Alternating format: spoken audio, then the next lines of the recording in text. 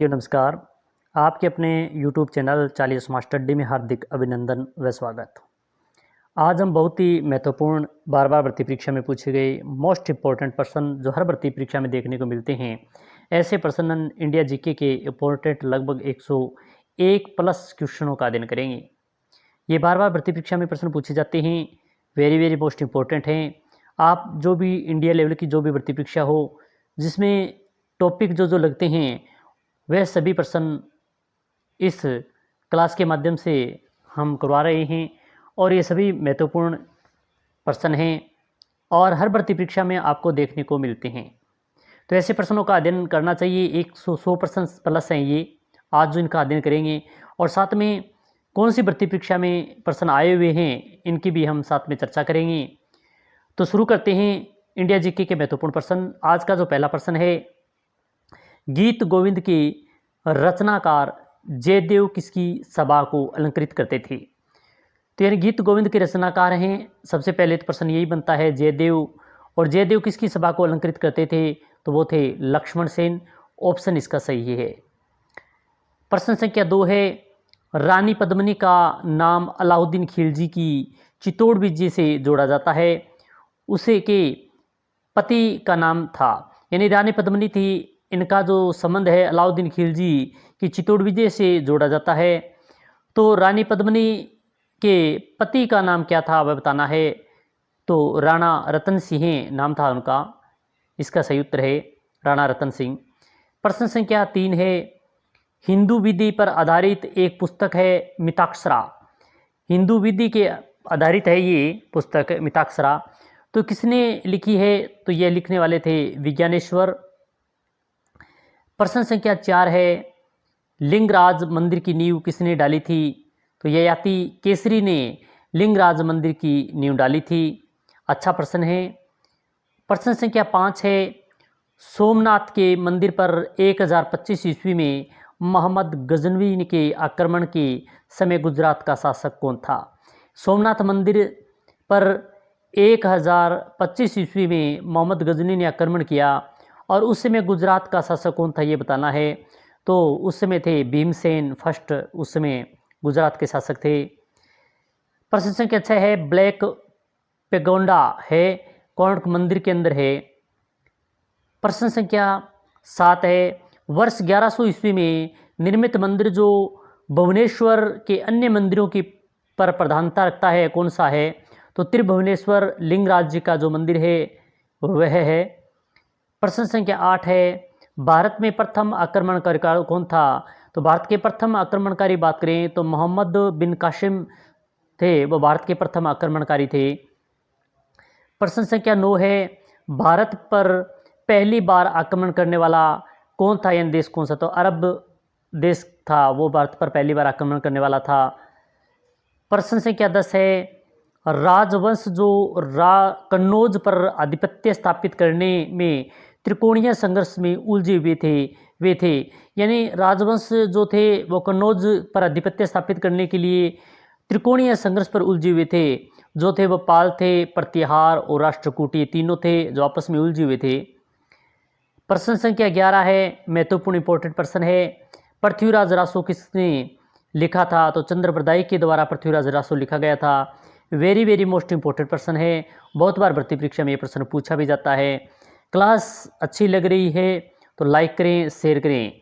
प्रश्न संख्या 12 है, उस शासक का नाम क्या है जिसने विजय स्तंभ कीर्ति स्तंभ का निर्माण करवाया? तो राणा कुंभा के द्वारा विजय स्तंभ कीर्ति स्तंभ का निर्माण करवाया गया। प्रश्न संख्या 13 है, देलवाड़ा मंदिर कहाँ पर स्थित है? तो देलवाड़ा जो मंदिर है वो आबू पर्वत पर स्थित है। प्रश्न संख्या 14 है, पुरी में स्थित कोणार्क के विशाल सूर्यदेव के मंदिर का निर्माता कौन था? पुरी के अंदर है स्थित है कोणार्क मंदिर, और इस विशाल सूर्यदेव मंदिर का निर्माता कौन था ये बताना है। तो नरसिंह प्रथम इसके निर्माता थे। प्रश्न संख्या 15 है, विजय स्तंभ कहाँ स्थित है? तो विजय स्तंभ है वो चित्तौड़गढ़ के अंदर स्थित है। वेरी मोस्ट इंपॉर्टेंट सभी प्रश्न हैं और हर भर्ती परीक्षा में ये प्रश्न आते रहते हैं और देखने को मिलते हैं, तो ऐसे प्रश्नों का अवश्य अध्ययन करना चाहिए। प्रश्न संख्या 16 है, किस मंदिर परिसर में एक भारी भरकम नंदी की मूर्ति है जिसे भारत की विशालतम नंदी मूर्ति माना जाता है? तो कंदरिया महादेव मंदिर के अंदर यह स्थित है। प्रश्न संख्या 17 है, किसने सोमपुर महाविहार का निर्माण करवाया था? तो धर्मपाल ने सोमपुर महाविहार का निर्माण करवाया था। प्रश्न संख्या 18 है, किसे एक नए संवत चलाने का यश प्राप्त हुआ? तो लक्ष्मण सेन के द्वारा नए संवत चलाने का यश प्राप्त हुआ। प्रश्न संख्या 19 है, भुवनेश्वर तथा पुरी के मंदिर किस शैली में निर्मित हैं? तो नागर शैली के अंदर निर्मित हैं। यह बहुत बार भर्ती परीक्षा में प्रश्न पूछा जाता है कि भुवनेश्वर और पुरी के विशाल जो मंदिर है वो किस शैली से हैं? तो नागर शैली से हैं। प्रश्न संख्या 20 है, जगन्नाथ मंदिर किस राज्य में स्थित है? तो उड़ीसा राज्य में जगन्नाथ मंदिर स्थित है।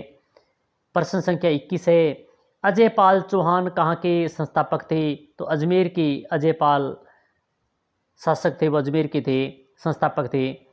प्रश्न संख्या 22 है, मोढेरा का सूर्य मंदिर किस राज्य में स्थित है? तो गुजरात राज्य में स्थित है। प्रश्न संख्या 23 है, खुजराहो स्थित मंदिर का निर्माण किसने करवाया था? तो चंदेल राजपूत शासकों के द्वारा खुजराहो मंदिरों का निर्माण करवाया गया।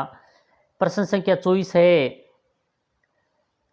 किस ग्रंथ के उल्लेख के आधार पर यह माना जाता है कि मलीचों के अत्याचार से त्रस्त होकर महर्षि वशिष्ठ ने अत्याचारियों के विनाश हेतु आबू पर्वत पर एक यज्ञ किया एवं यज्ञ में के अग्निकुंड से 4 राजपूत कुलों में जैसे परमार, चालुक्य, सोलंकी, प्रतिहार और चौहानों का जन्म हुआ?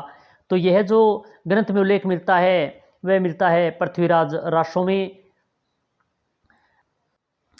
प्रश्न संख्या 25 है, किस किले को जीतने के लिए अकबर को जयमल व फत्ता के प्रबल प्रतिरोध का सामना करना पड़ा? तो वह चित्तौड़गढ़ था जिसका सामना करना पड़ा था। प्रश्न संख्या 26 है, राष्ट्रकूट साम्राज्य का संस्थापक कौन था? तो दंतीदुर्ग राष्ट्रकूट साम्राज्य का संस्थापक था। अच्छा प्रश्न है, बहुत बार भर्ती परीक्षा में प्रश्न पूछा भी गया है। प्रश्न संख्या 27 है, भगवान नटराज का मंदिर जिसमें भरतनाट्यम शिल्प कला है खालिस्तान में स्थित है? तो वह चंदीबरम में स्थित है। प्रश्न संख्या 28 है, किसने तंजौर के वरदेश्वर मंदिर का निर्माण करवाया? तो राजा फर्स्ट के द्वारा करवाया गया था। प्रश्न संख्या 29 है, होयसल राज्य की राजधानी का नाम क्या है? तो द्वार समुंदर राजधानी का नाम है। और प्रश्न संख्या 30 है, राष्ट्रकूटों को किसके द्वारा उखाड़ फेंका गया था? तो तेलप द्वारा सेकंड द्वारा। प्रश्न संख्या 31 है, श्रीलंका पर विजय प्राप्त करने वाला चोल वंश का सबसे प्रतापी राजा कौन था? तो राजेंद्र फर्स्ट थे, श्रीलंका पर विजय प्राप्त करने वाले चोल वंश का सबसे प्रतापी शासक था। प्रश्न संख्या 32 है, किन शासकों के पास एक शक्तिशाली नौसेना थी? तो चोल शासकों के पास एक शक्तिशाली नौसेना थी। बहुत बार भर्ती परीक्षा में प्रश्न पूछा भी गया है। प्रश्न संख्या 33 है, प्रशासन के क्षेत्र में चोल राजवंश का मुख्य योगदान क्या है? तो उस समय उनका मुख्य जो योगदान की बात करें तो सुसंगठित स्थानीय स्वशासन था। प्रश्न संख्या 34 है, 8वीं सदी के प्रारंभ में किसने जोरोएस्ट्रियनों यानी पारसियों को शरण दी जो पर्सिया ईरान से समुद्र द्वारा फरार होकर तटीय रास्ते से पश्चिमी भारत पहुंचे थे? तो राष्ट्रकूटों के द्वारा। प्रश्न संख्या 35 है, 3 मुख वाली ब्रह्मा, विष्णु और महेश की मूर्ति जो त्रिमूर्ति के नाम से जानी जाती है वह किस गुफा में स्थित है? तो एलिफेंटो गुफा है, वहाँ पर ये मूर्तियाँ स्थित है। प्रश्न संख्या 36 है, एलेरो का 34 गुफाओं का मंदिर कब बनाया गया? तो 700 ईस्वी से 800 ईस्वी के मध्य बनाया गया था। प्रश्न संख्या 37 है, महाबलीपुरम जो एक मुख्य नगर है वह कला की में किन शासकों की रुचि को दर्शाता है? तो पल्लवों की रुचि को दर्शाता है। प्रश्न संख्या 38 है, पहाड़ी काटकर एलोरो के विश्वविख्यात कैलाश मंदिर का निर्माण किसने करवाया? तो राष्ट्रकूटों के द्वारा करवाया गया था। प्रश्न संख्या 39 है, चालुक्य पल्लव संघर्ष के दौरान किसने पुलकेशिन सेकंड की हत्या कर वातापी पर कब्जा कर लिया और वातापी कौंड यानी वातापी का विजेता की उपाधि धारण की। तो नरसिंह वर्मन फर्स्ट थे उनके द्वारा। प्रश्न संख्या 40 है, किस राजवंश के शासक अपने शासनकाल में ही अपना उत्तराधिकारी घोषित कर देते थे? तो चोल थे, वो अपने शासनकाल में उत्तराधिकारी घोषित कर देते थे। प्रश्न संख्या 41 है, किस चालुक्य शासक ने थानेश्वर और कन्नौज के महान शासक हर्षवर्धन को नर्मदा के तट पर परास्त किया और उसे दक्षिणी में बढ़ने को रोका? तो पुलकेशिन सेकंड थे। प्रश्न संख्या 42 है, दक्षिणी भारत का तकोलकम का युद्ध किनके मध्य लड़ा गया था? तो यह युद्ध है वो चोल और राष्ट्रकूटों के मध्य लड़ा गया था। अच्छा प्रश्न है। प्रश्न संख्या 43 है, राजेंद्र चोल द्वारा किए गए बंगाल अभियान के समय बंगाल का शासक कौन था? तो महिपाल फर्स्ट उसमें शासक थे। प्रश्न संख्या 44 है, पांड्य साम्राज्य की राजधानी कहाँ थी? मंदेरे थी। और प्रश्न संख्या 45 है, प्रथम भारतीय शासक कौन था जिसने अब सागर में भारतीय नौसेना की स्रोत स्थापित की? तो राजा फर्स्ट थे। प्रश्न संख्या 46 है, कौन सा शहर चोल राजाओं की राजधानी था? तो तंजोर है वह चोल राजाओं की राजधानी था। प्रश्न संख्या 47 है, मंदिर स्थापत्य कला की द्रविड़ शैली का आरंभ किस राजवंश के समय हुआ? तो पल्लव राजवंश के समय हुआ था। और प्रश्न संख्या 48 है, चालुक्य वंश का सर्वाधिक प्रसिद्ध शासक कौन था? तो पुलकेशियन सेकंड था। प्रश्न संख्या 49 है, किस राष्ट्रकूट शासक ने रामेश्वर में विजय स्तंभ एवं देवालय की स्थापना की थी? तो कृष्ण थर्ड थे, उनके द्वारा की गई थी। और प्रश्न संख्या 50 है, विरूपाक्षा मंदिर का निर्माण किनके द्वारा किया गया? किसने किया था? तो चालुक्यों के द्वारा किया गया था। अभी तक हमने 50 प्रश्नों का अध्ययन कर लिया है। ये सभी प्रश्न वन लाइनर प्रश्न है, बार बार भर्ती परीक्षा में आते रहते हैं, इंपॉर्टेंट है। अब हम आगे अन्य जो 50 प्रश्न रहेंगे उनका अध्ययन करते हैं, देखते हैं। प्रश्न संख्या 51 है, होयसल स्मारक कहाँ पर पाए जाते हैं? हेलबिड व वेल्लूर में पाए जाते हैं। प्रश्न संख्या 52 है, किस राजवंश ने श्रीलंका व दक्षिणी पूर्वी एशिया को जीता? तो चोल थे, जो दक्षिणी राजवंश की जो श्रीलंका व दक्षिणी पूर्वी एशिया को जीता था, चोल थे वो। प्रश्न संख्या 53 है, पल्लवों के एकामशीय रथ मिलने का स्थान है? तो महाबलीपुरम है। प्रश्न संख्या 54 है, चोल राजाओं ने किस धर्म को संरक्षण प्रदान किया? तो शैव धर्म के द्वारा संरक्षण प्रदान किया गया था। और प्रश्न संख्या 55 है, एलोरा गुफाओं का निर्माण किसने करवाया? तो राष्ट्रकूटों ने करवाया था। और प्रश्न संख्या 56 है, 12वीं सदी के राष्ट्रकूट वंश के 5 शिलालेख किस राज्य में मिले हैं? तो कर्नाटक राज्य में ये शिलालेख मिले हैं। प्रश्न संख्या 57 है, यादव सम्राटों की राजधानी कहाँ थी? तो उस समय देवगिरी यादव सम्राटों की राजधानी थी। प्रश्न संख्या 58 है, एलोरा में गुफाओं व शैलकृत मंदिरों का संबंध है? तो हिंदुओं, बौद्धों और जैनों से संबंधित हैं। प्रश्न संख्या 60 है, चोलों द्वारा किसके साथ घनिष्ठ राजनीतिक तथा वैवाहिक संबंध स्थापित किया था? तो वेंगी के चालुक्यों के साथ अच्छा उनके संबंध थे। प्रश्न संख्या 61 है, चोल प्रशासन की क्या विशेषता थी? तो राज्य में मंत्रियों के वो समस्त अधिकार दिए गए थे उस समय। 62वां है, चोल काल में निर्मित नटराज की कांस्य प्रतिमाओं का देवाकृति कैसी है? जो चतुर्भुज है। प्रश्न संख्या 63 है, चोल शासकों के समय बनी हुई प्रतिमाओं में सबसे अधिक विख्यात प्रतिमा कौन सी है? तो नटराज शिव की कांस्य प्रतिमाएं है। और प्रश्न संख्या 64 है, चोल युग किस लिए प्रसिद्ध था? तो ग्रामीण सभाओं के लिए चोल युग प्रसिद्ध था। और प्रश्न संख्या 65 है, चोलों का राज्य किस क्षेत्र में फैला हुआ था? तो कोरोमंडल तट दक्कन के कुछ भाग तक फैला हुआ था। प्रश्न संख्या 66 है, वह चोल राजा कौन था जिसने श्रीलंका को पूर्ण स्वतंत्रता दी व सिंहल राजकुमार के साथ अपनी पुत्री का विवाह कर दिया? तो वे थे कुलोत्तुंग फर्स्ट थे। प्रश्न संख्या 67 है, सल्तनत काल में सेना की देखभाल कौन करता था? तो एरीज ए मुमालिक करता था। प्रश्न संख्या 68 है, सल्तनत काल में राज्य की आय का प्रमुख स्रोत था तो भू राजस्व यह भूमि के द्वारा कर लिया जाता था, उनका मुख्य स्रोत आय का स्रोत भू राजस्व ही था। 69वां प्रश्न है, दिल्ली सल्तनत की स्थापना कब हुई तो 1206 ईस्वी में इसकी स्थापना हुई थी। और प्रश्न संख्या 17वां है, दिल्ली सुल्तानों के अंतर्गत वली कौन था तो प्रांतीय गवर्नर को कहा जाता था। प्रश्न संख्या 71 है, दिल्ली सल्तनत में कुल कितने राजवंश हुआ करते थे तो 5 उस समय थे। प्रश्न संख्या 72वां है, दीवान ए कोली देखभाल करता था, राजकीय भूमि की देखभाल करने वाले को दीवान ए कोली कहा जाता था। प्रश्न संख्या 73वां है, किस वंश के सुल्तानों ने सबसे अधिक समय तक शासन किया तो तुगलक वंश ने सबसे अधिक समय तक शासन किया था।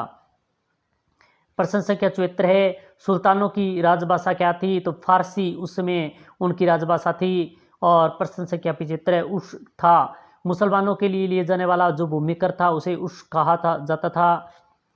प्रश्न संख्या 76वां है, दीवान ए अज या सैनिक कार्य विभाग की स्थापना किसके द्वारा की गई तो बलबन के द्वारा यह की गई थी। प्रश्न संख्या 77वां है, दिल्ली के सुल्तान का पद संभालने से पहले बलबन किस सुल्तान का प्रधानमंत्री था तो नसीर उद्दीन था। और प्रश्न संख्या 78 है, सुल्तान रजिया किसकी उत्तराधिकारी थी तो इतुलमिश की उत्तराधिकारी थी। प्रश्न संख्या 79 है, गुलाब वंश के शासकों में किसने खलीफा से खलप प्रांत की तो इतुलमिश के द्वारा किया गया था। और प्रश्न संख्या 80 है, 28 दिन का झोंपड़ा नामक मस्जिद का निर्माण किनके द्वारा करवाया गया, यह किसने किया था तो कुतुबुद्दीन ऐबक के द्वारा यह किया गया था। प्रश्न संख्या 81 है, किसने अब्बास खलीफा की प्रभुता को अस्वीकार कर दिया और स्वयं को खलीफा घोषित कर दिया था तो कुतुबुद्दीन खिलजी थे। प्रश्न संख्या 82 है, दिल्ली के किस सुल्तान को उसकी उदारता के कारण लाख बख्श पुकारा जाता था, कुतुबुद्दीन ऐबक को पुकारा जाता था। प्रश्न संख्या 83 है, टका तथा जितल सिक्के किसने प्रारंभ किए थे तो इतुलमिश के द्वारा किए गए थे। और बहुत बार भर्ती परीक्षा में टका और जितल पूछा जाता है। जितल तो very very important, very very most important है, ये बहुत बार भर्ती परीक्षा में पूछा भी गया है। क्लास अच्छी लग रही है तो लाइक करें, शेयर करें। जोधपुर की स्थापना की गई थी फिरोज शाह तुगलक के द्वारा यह स्थापना की गई थी। प्रश्न संख्या 85 है, खराज से तात्पर्य था तो भूमिकर खिराज होता था। प्रश्न संख्या 86 है, बेरोजगारों से सहायतार्थ दिल्ली के सुल्तानों में से किसने रोजगार कार्यालय की स्थापना की तो फिरोज शाह तुगलक के द्वारा यह स्थापना की गई थी। प्रश्न संख्या 87 है, फिरोज तुगलक द्वारा स्थापित द्वार उल सफा क्या था तो एक खिराती अस्पताल को कहा गया था। प्रश्न संख्या 88 है, कुतुब मीनार को जैसे हम आज उसे देखते हैं अंतः पुण्य निर्माण किया गया था, फिरोज शाह तुगलक के द्वारा यह निर्माण किया गया था पुण्य निर्माण। 89 है प्रश्न संख्या, दिल्ली का सुल्तान जो दान दक्षिणा के बारे में काफ़ी ध्यान रखता था और उसके लिए एक विभाग दीवान ए खैरात की स्थापना किया गया था, वह था फिरोज शाह तुगलक। प्रश्न संख्या 90 है, नहरें बनवाने वाला पहला सुल्तान कौन था तो गयासुद्दीन तुगलक थे। वेरी वेरी मोस्ट इंपॉर्टेंट प्रश्न है, यह कई बार भर्ती परीक्षा में पूछा भी गया है। प्रश्न संख्या 91 है, इब्न बतूता किसके शासनकाल में भारत आया तो मोहम्मद बिन तुगलक के समय भारत आया था। प्रश्न संख्या 92 है, मोहम्मद तुगलक के प्रशासन में ही दीवाने किस प्रकार विभाग था तो कृषि का विभाग था। प्रश्न संख्या 93 है, मोहम्मद तुगलक ने देवगिरी का नाम रखा था, दौलताबाग उस समय देवगिरी का नाम रखा गया था। प्रश्न संख्या 94 है, दिल्ली के किस सुल्तान ने ब्राह्मणों पर भी जजिया कर लगाया था तो फिरोज शाह तुगलक ने ब्राह्मणों पर जजिया कर लगाया था। प्रश्न संख्या 95 है, आगरा नगर की स्थापना किनके द्वारा की गई तो सिकंदर लोदी के द्वारा यह स्थापना की गई थी। और प्रश्न संख्या 96 है, जब उसने राजस्व प्राप्त किया तो वह शरीयत के नियमों और आदेशों से पूर्णतया स्वतंत्र था। बर्नी ने यह कथन किस सुल्तान के लिए कहा तो अलाउद्दीन खिलजी के लिए कहा गया था। प्रश्न संख्या 97 है, रजिया बेगम को सुताच्युत करने के में किसका हाथ था तो तुर्कों का उस समय उनका हाथ था। प्रश्न संख्या 98 है, किस मुसलमान शासक ने के सिक्कों पर देवी लक्ष्मी की आकृति बनी हुई है। ये वेरी वेरी मोस्ट इंपॉर्टेंट प्रश्न है कि ऐसा कौन सा मुसलमान शासक है जिसने सिक्कों पर देवी लक्ष्मी की आकृति बनी हुई है, तो मोहम्मद गोरी।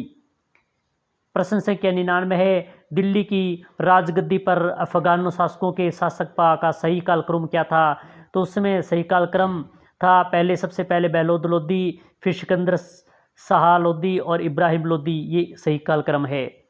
प्रश्न संख्या 100 है, किसने ढोल की तेज आवाज के साथ एक महिला के अपने पति की चिता के साथ स्वतः ही जला देने के दृश्यों का भयानक चित्रण किया, तो इब्न बतूता थे।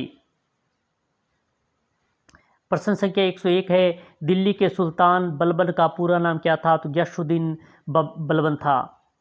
प्रश्न संख्या 102 है, तैमूर लंग ने किस वर्ष में भारत पर आक्रमण किया, तो 1398 ईस्वी में आक्रमण किया था।